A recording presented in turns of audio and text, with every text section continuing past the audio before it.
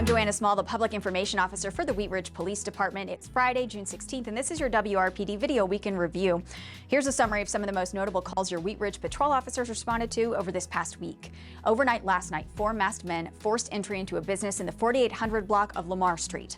They started removing an unknown amount of merchandise and 2 cash safes from a storage closet. The business security guard interrupted the crime, and 2 of the suspects pointed firearms at the guard until the other 2 suspects could get their getaway vehicle, a newer model Acura SUV, loaded up. Our officers located the SUV, but it fled the area. Denver police located the 2 stolen safes discarded a short time later. The investigation into this crime is ongoing. Overnight on June 15th, a vehicle leaving an apartment complex we've been surveilling due to an abundance of criminal activity was stopped by proactive officers. The driver had a suspended license and a warrant for dangerous drugs. The passenger used another person's ID to attempt to prevent arrest for her 2 warrants. She also had methamphetamine hidden on her person. Both people were jailed on their warrants and issued summonses for those new charges. That same shift of officers observed a vehicle leaving the hospital and discovered it had an attempt to locate attached to it due to the registered owner having a felony warrant. The vehicle parked and 3 people got out, then fled on foot. With the drone assistance from another agency, the driver was located hiding. He had fentanyl pills and drug paraphernalia in his possession, as well as a felony warrant for dangerous drugs. He was jailed on the warrant and faces new charges as well. Overnight on June 14th, officers responded to 46th and Wadsworth for reports of a physical altercation. They contacted a suspect who had thrown a beer bottle at a window of a vehicle, breaking it, and then striking the victim. He is now facing criminal mischief and 3rd-degree assault charges.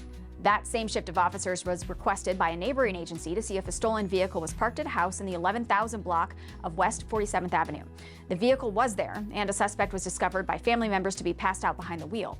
Those family members had earlier transported the suspect elsewhere. We followed a number of leads and eventually did locate her walking on West 49th. She was arrested and is now facing 2nd-degree motor vehicle theft charges. Also on June 14th, officers found a woman unconscious but breathing in the 4800 block of Kipling. They administered Narcan, and she did become conscious again. The woman was then transported by ambulance to the hospital for further treatment. Well done, officers. On June 13th, a concerned community member called 911 to report a suspected drunk driver. The reporting party followed them to the 3600 block of Parfit Street. The driver attempted to flee the scene on foot, but was taken into custody by officers after jumping several fences. A breathalyzer determined his blood alcohol level was more than 2.5 times the legal limit to drive, and he was under the age of 21. He was also in possession of some fraudulent IDs. He is now facing DUI charges. Special thanks to that citizen who opted to call 911 instead of looking the other way. On June 12th, officers were called to an unwanted party in the 6400 block of West 44th, and routine clearance of the individual revealed he had a warrant for his arrest. He resisted officers while being placed into handcuffs, and a 9-inch knife was uncovered concealed on his person. He was jailed on the warrant and is now facing charges for unlawfully carrying a concealed weapon and for resisting arrest. Also on June 12th, officers responded to an apartment unit in a complex in the 9200 block of West 48th, where we've been doing extra patrols. There were several people inside. One woman jumped out of a window to escape, but was taken into custody for a warrant as well as possession of fentanyl.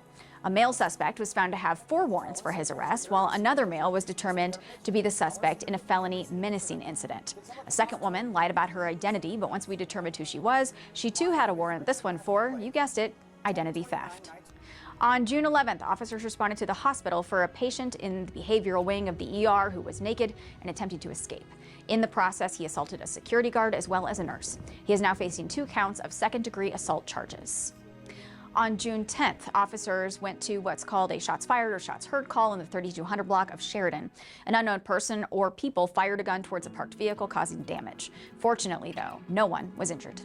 We also had several significant incidents from over last weekend and this past week that we told you about in standalone posts on our various social media pages. 2 of them involved West Metro SWAT calls at the Wheat Ridge La Quinta.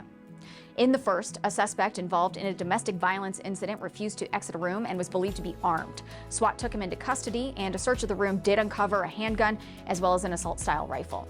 He was already a convicted felon and is now facing a slew of new charges to include assault and a protection order violation. In the second SWAT operation, our combined team with Lakewood was called in to take a suspect for the Denver Area Safe Streets Task Force into custody. We were able to do that successfully without injury to anyone.